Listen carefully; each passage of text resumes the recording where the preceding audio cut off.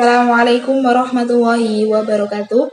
Nama saya Firda Zahiratus Saimah dari kelas PAI 2B. Pada kesempatan kali ini, saya akan menjelaskan tentang kerucut pengalaman menurut teori dari Edgar Dale. Edgar Dale adalah seorang pendidik dari Amerika. Ia lahir pada tanggal 27 April 1900 di Benson dan meninggal pada tanggal 8 Maret 1985 di Columbus, Ohio. Ia telah memberikan beberapa kontribusinya untuk pembelajaran audiovisual, termasuk ke dalam metodologi untuk menganalisis konten gambar yang bergerak.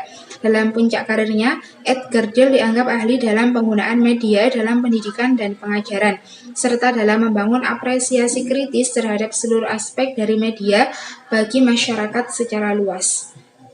Pengertian kerucut pengalaman Edgar Dale. Kerucut pengalaman oleh Edgar Dale ini adalah kerucut yang mengemukakan bahwa pengetahuan itu dapat diperoleh melalui pengalaman langsung dan pengalaman tidak langsung. Semakin langsung objek yang dipelajari, maka semakin konkret pengetahuan yang akan diperoleh.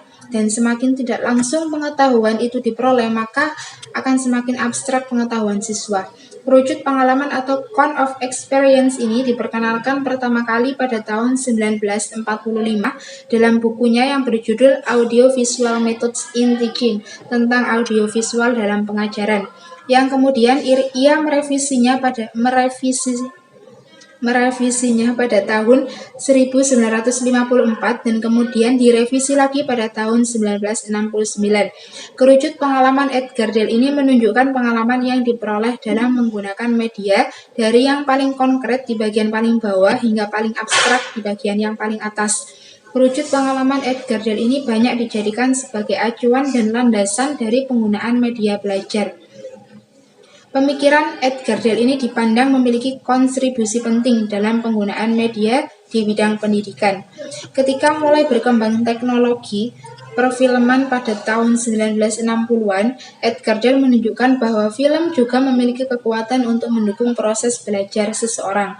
Edgar Dale mengklaim bahwa klasifikasinya itu sederhana dan berkualitas. Pada waktu itu, guru-guru amat terpikat pada kerucut pengalaman ini karena dapat dipakai sebagai pedoman dalam memilih alat bantu yang sesuai untuk dipergunakan oleh guru dalam proses pembelajaran. Pemikiran Edgar Dale tentang kerucut pengalaman merupakan upaya awal untuk memberikan alasan atau dasar tentang keterkaitan tentang teori belajar dengan keunikan audiovisual. Baik, selanjutnya saya akan membahas tentang tingkatan-tingkatan yang terdapat pada kerucut pengalaman. Pembaca, yang pertama yaitu membaca, di mana tingkat keefektifannya itu 10%, yaitu di mana seseorang siswa itu hanya belajar dengan membaca buku saja, dan disusul dengan mendengarkan daya ingat. Dengan ini daya ingat siswa itu 20%, keduanya termasuk ke dalam verbal. Lebih lanjut, yaitu lihat gambar atau diagram, kemudian lihat video atau film, dan lihat demonstrasi atau teknik penyampaian informasi melalui peragaan. Maka siswa bisa menyerap 30% dari materi, dan termasuk ke dalam keterlibatan visual. Selanjutnya yaitu terlibat dalam diskusi. Pengetahuan ini dapat diperoleh dengan merancang pembelajaran kelompok, karena dengan belajar kelompok, siswa bisa berperan aktif dan mempunyai pengalaman tambahan. Komponen ini memiliki tingkat keefektifan sebanyak 50% sampai 70%. Yang terakhir atau bagian dasar dari kerucut adalah bagian peran.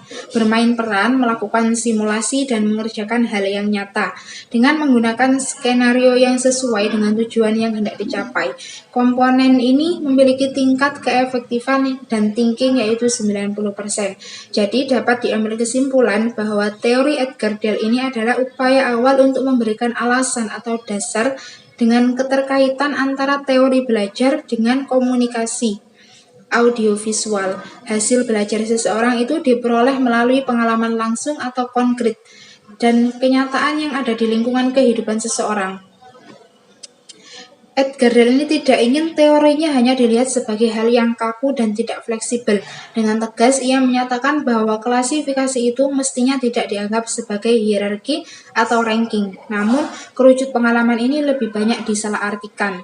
Bahkan sering pula disebut sebagai cone of learning atau kerucut belajar, the pyramid of learning atau piramida belajar, yang memberi gambaran tentang seberapa besar informasi dapat diserap dan diingat oleh seorang siswa itu dalam proses belajar. Padahal sesungguhnya Edgar Dale tidak memasukkan angka dan tidak pula mendasarkan kerucutnya pada penelitian ilmiah. Edgar Dale juga memperingatkan para pembacanya untuk tidak menganggap kerucutnya itu dengan terlalu serius. Bentuk-bentuk yang telah disalahartikan telah tersebar dengan sangat cepat dan semakin cepat dengan perkembangan teknologi, informasi dan komunikasi serta keberadaan jaringan internet yang sangat canggih di dunia sekarang ini, di zaman sekarang ini. Jadi kita harus benar-benar bisa membedakan mana yang asli dan mana yang palsu. Baik, cukup sekian. Semoga dapat memberikan pemahaman tentang kerucut pengalaman. Wassalamualaikum warahmatullahi wabarakatuh.